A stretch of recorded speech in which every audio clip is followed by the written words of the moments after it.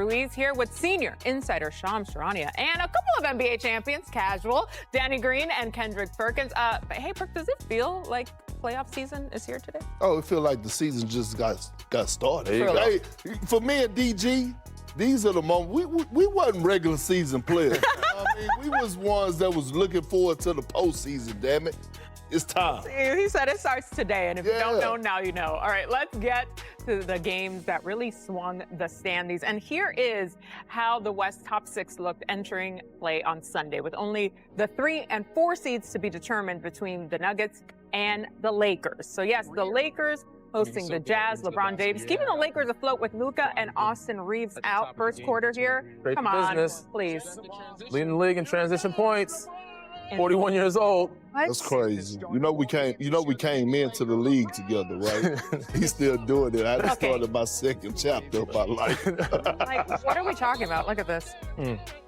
He did sit out the second half, as he should, but the Lakers still convincingly win 131-107. So that set up the Rockets-Lakers in round 1. This is the 3rd playoff series in the last 50 years to have the top 2 active players in career points face off. That includes LeBron Melo 6 years ago and Jordan Maloney in the 98 finals.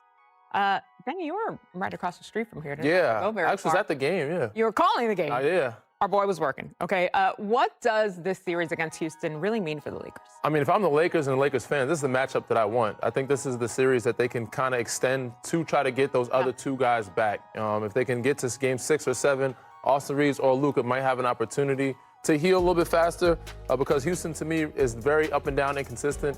And if you throw some traps at them, it can slow the game down and give them 1 or 2 wins. And with LeBron James, what he's done as of late, he's been nothing short of unbelievable. Luke Kennard has come alive. He's shown that he can be a triple-double threat, getting 16 rebounds, getting double-digit assists, also knocking down threes. So, yeah, this group together has been playing well, even without those 2 guys. Marcus Smart is back now. DeAndre Aton was up for business last night. Like, they're shown as a collective they're able to at least get you 1 or 2 wins. And, DG, all eyes, of course, will be on the health of Luka Doncic and Austin Reeves. I'm told that Luka Doncic is traveling back to the United States from Spain later this week and rejoining the Lakers on Friday. But over the last week in Spain, the majority of that time, he's been getting treatment on that hamstring. He's had multiple injections as well to see, can he promote healing? Can he quicken the timeline of his return? It is a grade 2 hamstring strain. And on the other side, Austin Reeves, grade 2 oblique strain. Initially, in early April, his timeline was 4 to 6 weeks. That would put him out at minimum the first week of May. And so both of these guys going into the playoffs, there's an expectation that they will be sidelined for an indefinite period of time. Just how soon? They're both obviously trying to get back ASAP. Well, believe it or not, I actually had an oblique strain. Oh, okay. Yeah, I know y'all probably you was fit. Believe it or not. All right, that's the first thing. Second thing is this, right? At this point, the Lakers are playing with house money. Nothing to lose, everything to gain. This is all about the Rockets. This is all about Kevin Durant.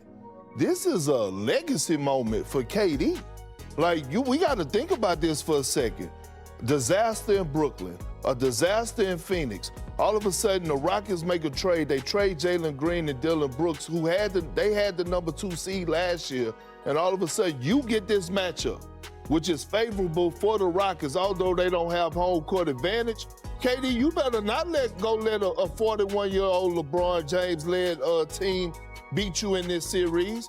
Damn it, Max better get 2 games. Yeah. Real talk. This is more about Kevin Durant and why he was brought to Houston. The only person that they're missing is Steven Adams. Other than that, you have Şengün, who is one of the best bigs in the game. Armin Thompson is available. Van Vliet, too. Van Vliet is out. Van Vliet is out, but still in all, when you look on paper and the way that the Rockets been playing over the last, 2 or 3 weeks, damn it, I ain't trying to hear nothing. Absolutely KD, right. all eyes are on you. Yeah, I mean, all those teams, I think, were praying to play against the Lakers because they're so shorthanded. The Rockets better be thinking the basketball guys, because if they were healthy, this would be a totally different type of series. Yeah. Meantime, whatever Luka got in Spain, can I have some? I'm sitting here with a Pilates injury. What? With the Nuggets taking the 3 seed with that win, that sets up a potential West semi-showdown between Denver and San Antonio. The Spurs could have avoided that with a win on Sunday. That would have sent the Nuggets to the OKC side of the bracket as the 4 seed. Danny, does that potential path change your outlook for the Spurs this post? No. And I don't think they want it any other way either. If I know anything about Mitch Johnson and what he's learned from Pop, we don't run from smoke. They don't care about who they match up with.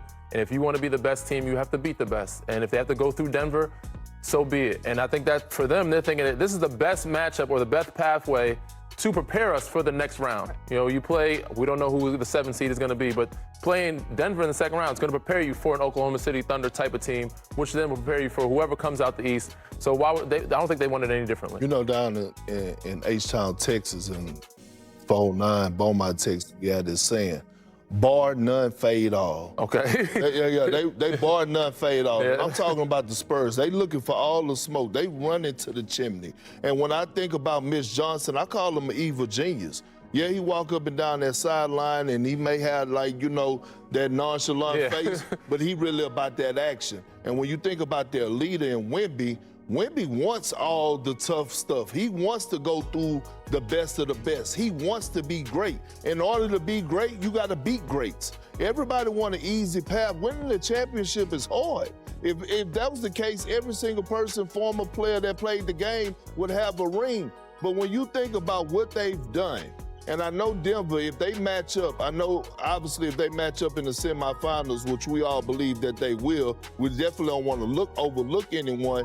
But the one thing the Spurs has done a great job, that 60-win season, meaning that they got home court advantage all the way up to the conference finals, which is going to help the others because we know role players play better at home. Absolutely. DG had 20 points at the crib, 2 points on the road, so he knows. The crib is the crib. It's nice and warm at the crib. You gotta bring up all And you both played in the Western Conference, so you both know once you get to the second and third round, you're not ducking any smoke. And so I think when you think about people in Denver, there was also a thought like, listen, if we have to play Oklahoma City, if we end up being either, you know, because it was jockeying going on between 3 and 6, if they ended up potentially the 4 seed, they would have played Oklahoma City in the second round. It's like, listen, we know we're going to have to get through Oklahoma City anyway. Might as well get it done now. Now it's all in reverse now. And San Antonio, Denver is an epic second round series. I can't potentially. wait.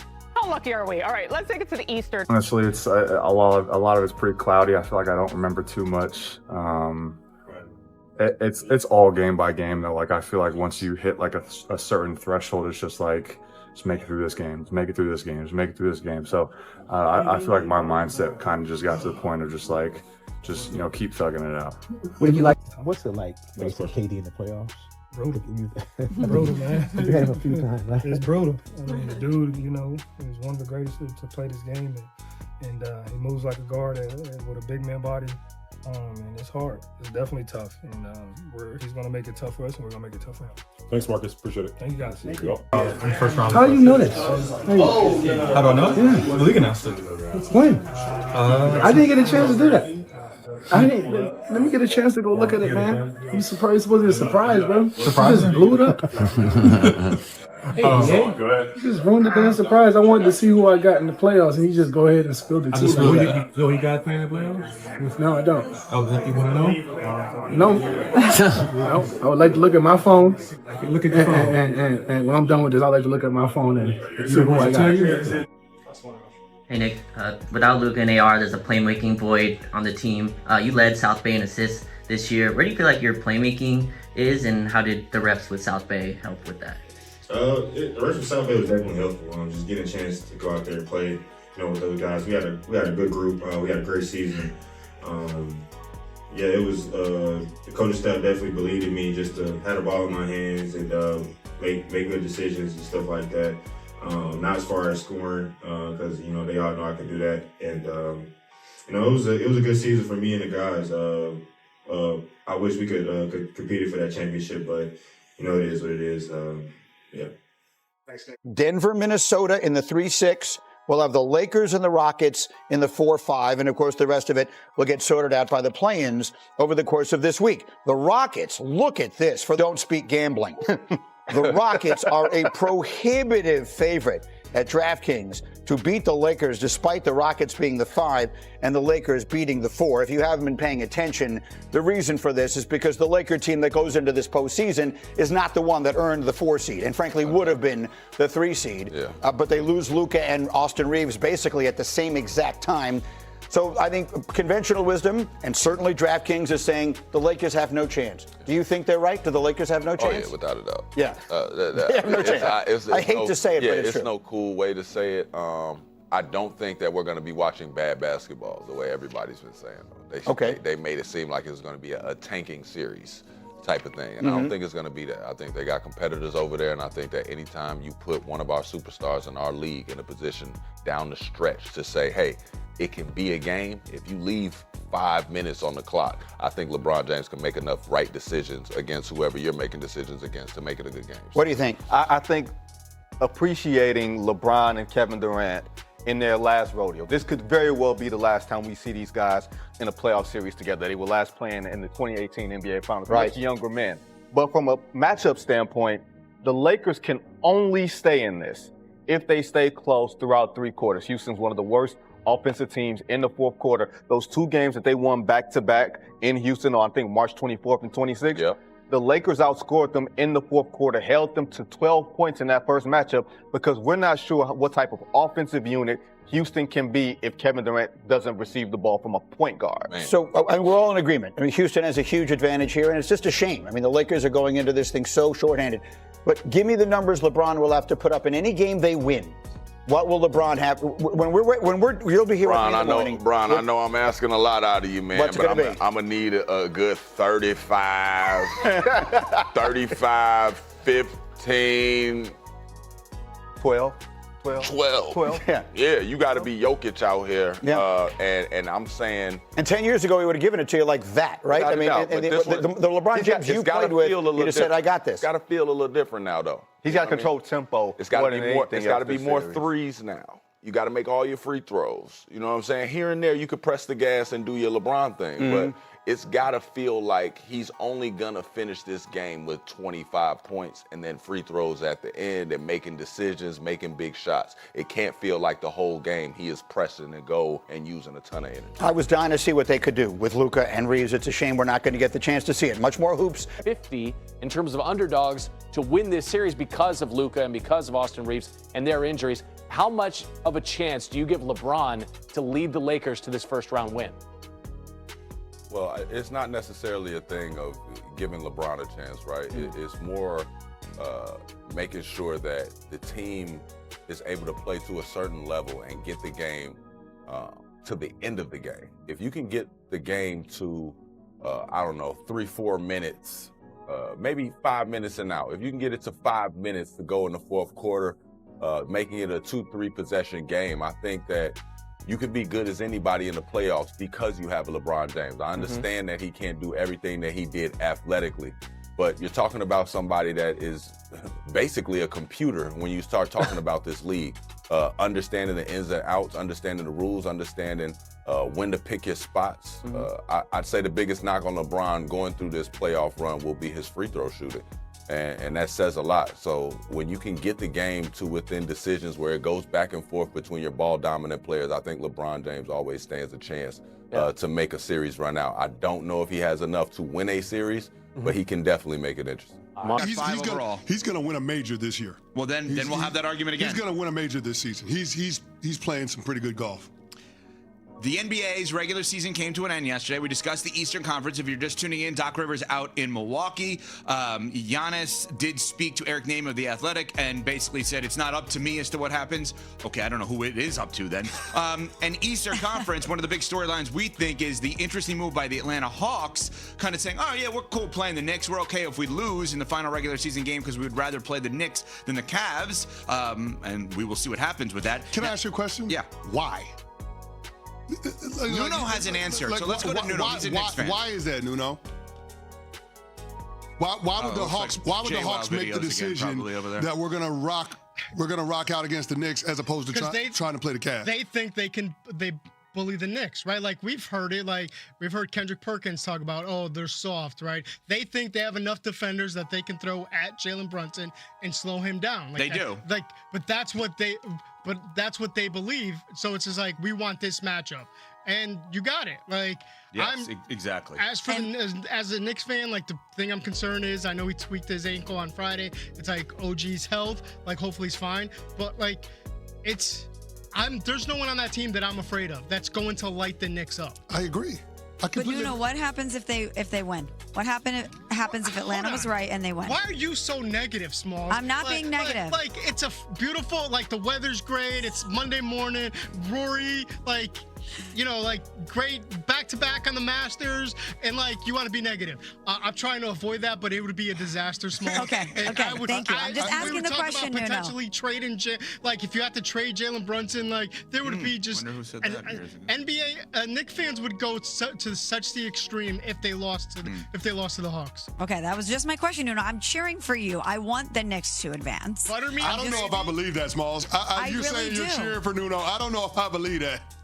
Well, I do. I mean, we live in New York City. We saw what it was like last year when the Knicks went to the Eastern Conference Finals. They were naming streets after these guys. They didn't even make it to the championship rounds, and the city was on fire because they were so excited that the Knicks had gotten there. I want to experience that again. I am, of course, rooting for Nuno's happiness and cheering for the Knicks. I'm just simply pointing out that they have put it out there on wax, not only with their actions and firing Tibbs and saying not getting to the finals was not good enough, but James Dolan has said we have the talent to get to the finals. This is something that needs to happen this year. And we think of storylines here in this business. And if Atlanta is saying we want the Knicks, and then they go out there and they actually do it, they beat them, it's going to be pandemonium in New York. People are going to go nuts. I don't get it. The Hawks were 2-2 against the Cavs. They were 1-2 against the Knicks. I don't get it. They were relying on it being a three-way tie, and they thought they were going to get the Cavs, but they could have actually made it where it didn't matter and take themselves out of that three-way tie if they would have beaten Miami. By the way, quick note on this: is Smalls becoming a worse sports fan than me? What? You're a Nets fan, and you're rooting for the Knicks? I'm rooting for Nuno's happiness, and I haven't declared myself a fan of anything yet, Evan. I'm just flirting. Why don't you stay out of my business? Well, Nuno should be concerned because Smalls was rooting for Evan's Wisconsin Badgers in the title game in the Frozen Four. And we lost. And you lost 2-1. And then our AD left. It's like, I can't do this anymore. I'm out of here. Also, real quick before we get to the West, the Knicks are playing in Atlanta. That's going to be a Knicks crowd, like most of those games. So we're starting to get Nuno worked up. I like this. See? Yeah, it's starting to hit him. Like, wait a minute. Why is this team actually taking matters out of their own hands and voluntarily playing my team? And can we credit, I know I mentioned it, Joe Mazzulla is unbelievable. This guy is such a great head coach. And remember, we all thought, I don't know if he's that good. He's chewing the gum on the sidelines. He watches The Town 8,000 times a week. Like, what a weird dude. He's unreal as a head coach. See, I'm not trying to fire him. All right, now, the Western Conference. There's one. So you have Western Conference, Golden State at the Clippers. I would make the argument in the play-in. I would make the argument that Golden State should tank the play-in game. You can ask me a follow-up in a second on that.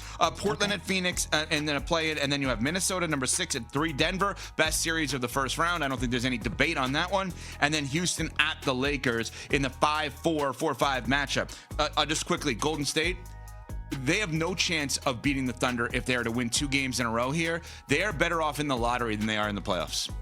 I know that's a loser mentality, but the reality is they're better off in the lottery. Now, let's talk about the Lakers and the Rockets. For a second, going into this last night, you did not think that was going to happen. Denver didn't play any of their players outside of Jokic to get to 65 games, but San Antonio out-tanked them because it didn't mean anything, and Denver ended up winning. They stay in the 3 seed. You're a Lakers fan, CC. How do you feel about this matchup without Luka, without Reeves, against the Houston Rockets? This is going to be an ass whipping. Okay. I would be shocked. I would be shocked if this ends up being a long series. If this goes 6 or 7 games, that means LeBron James got in the way back machine, turned back the hands of times, beat up Father Time on his way to trying to beat up the Houston Rockets. Because if it's not LeBron, then it's not going to be anybody for the Lakers. So that's why I think that this gets wrapped up in 5 series, and it could be a situation where the Rockets break out the broom. So, yeah, I mean, there's a reason why Houston is minus 750 to win the series. They are overwhelming favorites. The Lakers just don't have enough firepower between Austin Reeves and Luka Doncic. That's 60 points that's missing in your lineup. Yeah. I don't know where that's going to come from. So, yeah, I get why the Lakers are viewed by Vegas as such a long shot to be able to make it to the second round with this particular matchup. Yeah, I side with you on this one, CC. I don't think it's going to be close at all. I think it could be an absolute bloodbath. And a lot of times we always defer to greatness when we prognosticate in sports, but that is just such a heavy lift for anyone, especially a 41-year-old LeBron James, especially somebody who's had a lot of postseason in that 23-year career. That even though he takes great care of his body, that's just too much to ask of him to be able to overcompensate for Luka and for Austin Reeves. So I was one of those people that bought into the Lakers. They were playing incredible basketball down the stretch. I really thought that this new look Lakers, this reinvented Lakers with LeBron's adjusted role could absolutely go on a run, but the reality of the situation is these injuries I think are way too much for them to overcome. So based on all of this, take out the 1 seeds. Do the Rockets have to win the first round series more than any other team? Because if you're sitting there saying the Lakers have no shot, I mean, are they the most... Do they have the most pressure on them outside of the obvious with the 1 seeds to win the first round? I mean, the Knicks obviously made the changes we just discussed. If Denver loses to Minnesota, it's Anthony Edwards. They went to the... Luka Doncic is coming back from Spain on Friday, 1 day before Game 1 against the Houston Rockets. The treatment is over. The evaluation happens upon arrival. Nobody knows if he plays Saturday. The Rockets opened as minus 669 favorites, implying an 87% probability of winning the series. The last time LeBron James and Kevin Durant faced each other in the playoffs was the 2018 NBA Finals. Durant won. Kevin Durant just became the oldest player in NBA history to score 2,000 points in a season, and passed Michael Jordan on the all-time scoring list.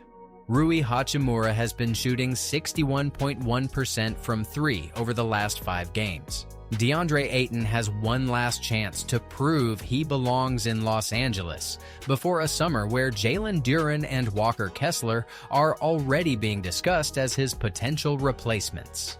Dalton Connect scored 17 points in 12 minutes in the final regular season game and then watched his teammates not give him the ball for most of the year while the bench ranked dead last in three-pointers attempted. And Bill Simmons reported that Giannis does not want to be on the West Coast. Everything is happening simultaneously and the playoffs start in 4 days. Let us talk about all of it. Hit that like button right now because this video covers everything that matters before Saturday and nothing that does not. So let us begin talking firstly about the development that changes every single conversation about this first round series and that nobody was expecting to be discussing at this stage because Luka Doncic returning from Spain on Friday, April 17th, 1 day before Game 1 against the Houston Rockets, is simultaneously the most encouraging and most uncertain piece of news this franchise has produced since the hamstring tore on April 2nd in Oklahoma City. The grade 2 hamstring strain that doctors initially projected would require 35 days of recovery is apparently being managed on a timeline that has Doncic completing his European treatment program in approximately 15 days. Less than half the average recovery window for an injury of this classification and severity. Mark Steen of the Stein Line confirmed the return date. Shams Charania confirmed that the Lakers will reevaluate Doncic upon arrival, and that the timeline for his return to action remains genuinely unclear. What is clear is that the treatment in Spain, which the Locked On Lakers podcast described as stem cell-based injections that are not available in the United States, has progressed to the point where there is nothing further to be done abroad that cannot be done domestically. And that having Doncic physically present with the team in Los Angeles serves the organization's medical and psychological interests better than continued separation across 7 time zones with asynchronous communication, creating delays in the monitoring and evaluation process. The question that every Lakers fan is asking in the 96 hours between now and tip-off, can he play in Game 1?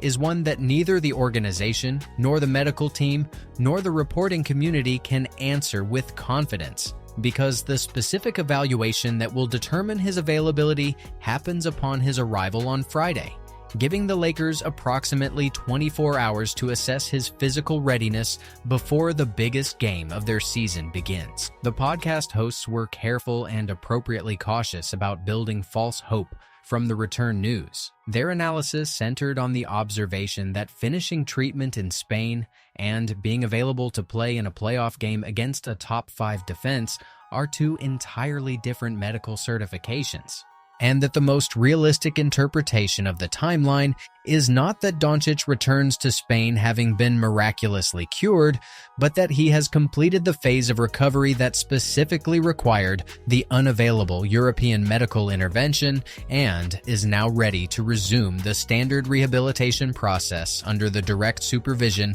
of the Lakers training staff.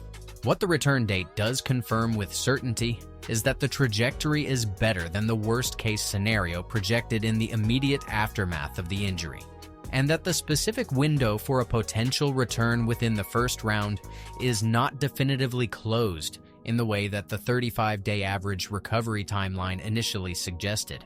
I believe the honest response to Doncic returning from Spain on the eve of Game 1 is neither unbridled optimism that he plays Saturday, nor resigned acceptance that his presence in Round 1 is impossible. It is the specific calibrated hope that the evaluation process will reveal a hamstring that has responded to treatment more favorably than historical averages predicted, while simultaneously acknowledging that rushing back a partially torn muscle into the maximum physical intensity of playoff basketball against a team with the NBA's 5th best defense carries risks that no organization should accept without medical clarity that this particular recovery is genuinely complete. Now, let us have the honest conversation about what the Lakers are walking into on Saturday, regardless of Doncic's availability. Because the Rockets versus Lakers matchup that everyone has been discussing as the most favorable available first-round scenario for a depleted Los Angeles roster is simultaneously more dangerous and more winnable than the -66.9 series odds suggest, and the specific reasons for both of those assessments deserve development beyond the simple narrative of underdogs against favorites. Houston finished the regular season at 52-30 with a better offensive rating than the Lakers at 117.4 versus 116.9, and a significantly better defensive rating at 112.3 versus 115.7. producing a net rating of plus 5.0 against the Lakers' plus 1.2. Numbers that reflect a better constructed and more consistently functional basketball team across the full 82-game sample. They won 9 of their last 10 games entering the playoffs, acquired Kevin Durant last offseason in a blockbuster trade that instantly elevated their championship ceiling, and feature the specific combination of Alperen Şengen's interior creation, Amen Thompson's relentless athleticism, and Jabari Smith Jr.'s two-way versatility that creates matchup problems the Lakers are poorly equipped to manage without their 2 primary perimeter playmakers available. But the Rockets are also the team that has been 22-23 in clutch situations this season. Every time the game has been close in the final 5 minutes, they have been a below 500 team. And the Lakers have been 22-8. The best clutch record in the league for most of the season. That specific statistical contrast is the foundation of every honest argument for the Lakers surviving this series, and it connects directly to JJ Redick's pre-playoff statement about what the path to round 2 looks like. Fight, keep games close, get to crunch time, and let the specific basketball intelligence of LeBron James create the late-game possessions that a team without a reliable point guard and with the league's 27th ranked fourth-quarter assists-to-turnovers ratio struggles to manufacture against a prepared defense. The Lakers also won 2 of the 3 regular season meetings against Houston, and both of those wins came in games where Doncic was dominant. 36 points on 14 of 27 shooting in the first matchup, and 40 points with 10 assists in the second. Which means the regular season record tells you primarily that Doncic is a problem Houston cannot solve, rather than that the roster surrounding him is capable of winning without him. Reed Shepherd was outscored by 29 points per 100 possessions in 78 minutes of action across those 3 games, which is one of the most dramatic individual impact differentials available in the series statistics and represents a specific exploitable vulnerability for whichever Lakers guard is tasked with hunting Shepherd off screens in late-game situations. The odds at -669 imply that the market believes Houston wins 87% of the time. But the Lakers, at plus 2.5 games at -105, suggest that even the people betting against Los Angeles believe the series goes deep, regardless of who wins, which is either a reflection of genuine competitive uncertainty or a recognition that betting on a shortened series with Doncic potentially returning at some point carries significant variance that the simple win-loss probability cannot fully capture. Thinking about it carefully, the honest series preview is that Houston is the better team, should win this series, and has every structural advantage a prepared team could want entering a first-round matchup against a depleted opponent, and that the Lakers are the more dangerous version of an underdog than their injury situation suggests, because LeBron James in elimination basketball is a Category 1 competitive event regardless of his supporting cast. Because Houston historically folds under exactly the kind of late-game pressure that LeBron specializes in creating, and because Luka Doncic returning from a Spanish injection treatment in time to play 2 or 3 games of a first-round series is the specific wildcard that makes every projection model's confidence interval meaningfully wider than the final odds communicate. The LeBron versus Durant storyline that Saturday's Game 1 activates is one of the most historically significant individual matchups the playoffs could have produced in 2026, and its full weight requires context that the simple observation that this might be their last playoff meeting does not adequately provide. The last time these two faced each other in the playoffs was the 2018 NBA Finals. Durant's Golden State Warriors swept LeBron's Cleveland Cavaliers in 4 games, completing the 2-year championship run that defined Durant's legacy as both a winner and a villain, depending on your perspective. Durant is now 37 years old and has passed Michael Jordan on the all-time scoring list this season, becoming in the process the oldest player in NBA history to score 2,000 points in a season, a record that exists in the same calendar year as LeBron breaking Kareem Abdul-Jabbar's all-time wins record and becoming the oldest player to record 30 points and 15 assists in a single game. What is happening between these two men right now, both playing at extraordinary levels a decade past the point where the conventional wisdom about NBA careers suggested their best basketball would be behind them, is one of the most genuinely remarkable simultaneous individual achievements in the sport's history. And the fact that they are meeting in a first-round playoff series rather than in the finals, where their careers previously intersected, adds a specific bittersweet quality that the best sports moments always carry. If the Lakers win this series, LeBron will have beaten Durant in the postseason for what might be the final time either of them competes at this level. If the Rockets win, Durant will have gotten the better of LeBron in their final playoff encounter.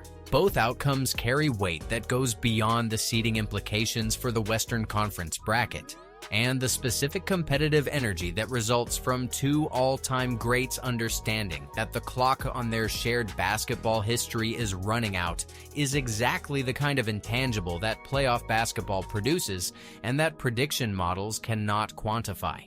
I believe the LeBron-Durant matchup is the most compelling individual narrative available in the entire 2026 playoffs, regardless of how the series ends, and that the specific version of this story, two 40-something legends in the first round of a playoff bracket, where both are defending against the irrelevance of time, deserves the cultural attention it will receive beginning Saturday night on ABC. Rui Hachimura entering the playoffs as arguably the hottest shooter on the roster. 61.1% from 3 over the last 5 regular season games. 48.5% from 3 over 31 career playoff games. 100th percentile in corner 3 percentage in last year's postseason according to Cleaning the Glass. is the specific X factor that most national preview coverage is undervaluing in its assessment of the Lakers' first-round viability. The conventional analysis of a depleted Lakers team focuses correctly on the absence of Doncic and Reeves as the primary competitive deficit and on LeBron's burden as the primary offensive focus. But it misses the specific way that Hachimura's floor spacing and shooting ability functions as a force multiplier for whatever LeBron does create in the half court. Because a LeBron who draws double teams and kicks to a 61% from 3 Hachimura in the corner is a substantially more dangerous offensive proposition than a LeBron whose kicks produce contested mid-range looks for role players shooting below league average.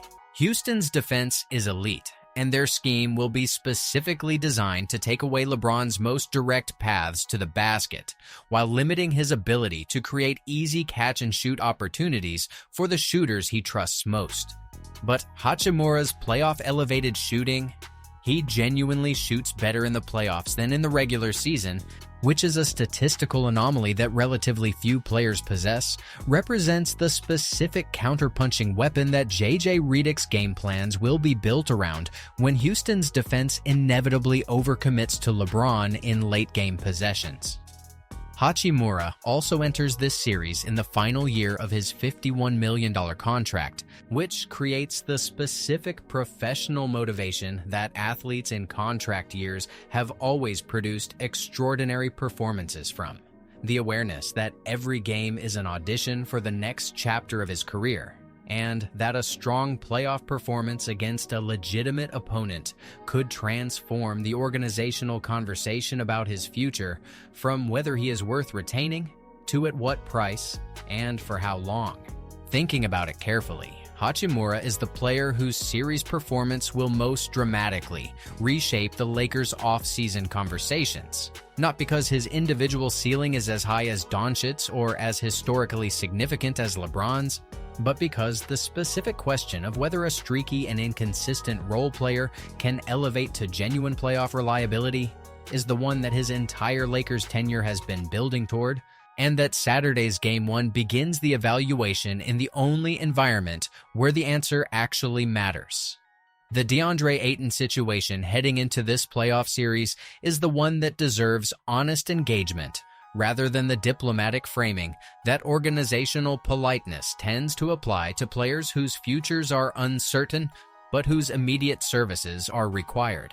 Aton has an $8.1 million player option for next season, which he can exercise or decline depending on his assessment of his market value after this season ends. And the Lakers have the motivation to let him explore free agency this summer in a search for the specific center upgrade that the offseason conversation has already identified as a priority around names like Jalen Duren, Walker Kessler, and Isaiah Hartenstein.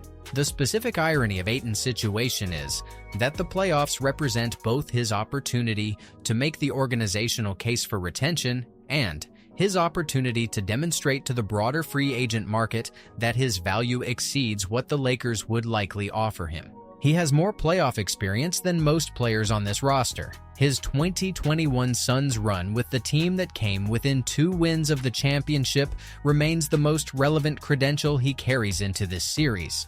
And the specific version of Aton that produced 15.8 points and 11.8 rebounds per game in those 2021 playoffs is the version the Lakers desperately need against Şengün and the Rockets' interior attack over the course of 7 games.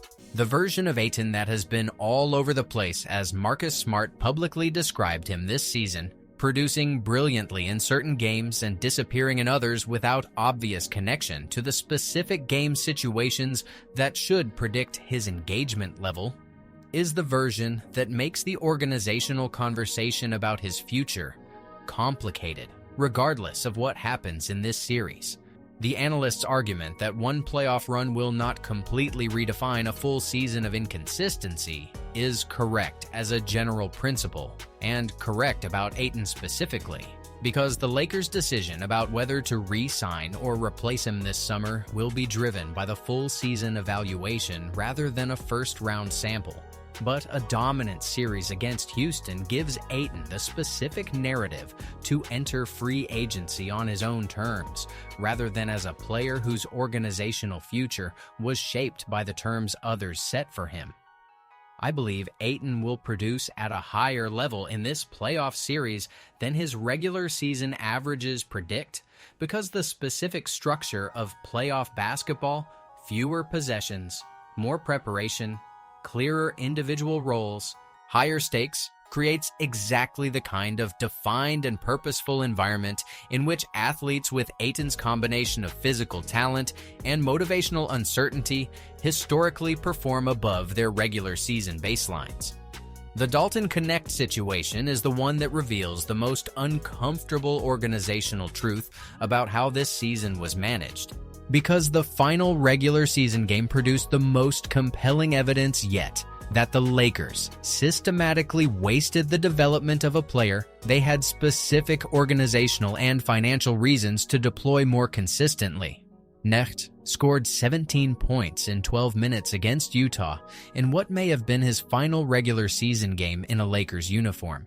Taking shots he was rarely given during the season, making decisions he was rarely trusted to make, and producing at a rate that the small sample confirmed rather than contradicted. The specific numbers behind the organizational failure around Connect are precise and uncomfortable.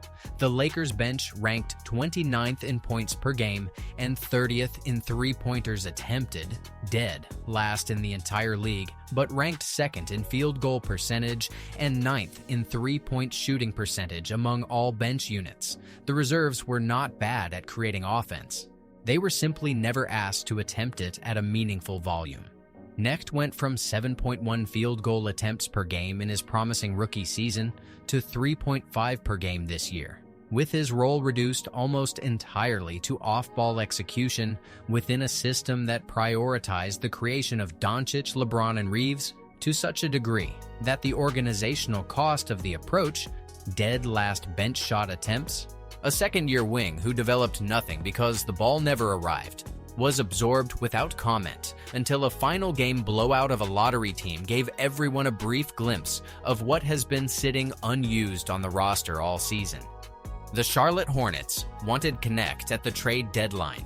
The Mark Williams deal fell through, and now Connect is likely to be a trade chip in the summer, described as a player whose organizational value has essentially disappeared, and who will need to be included as a throw-in to get him off the roster.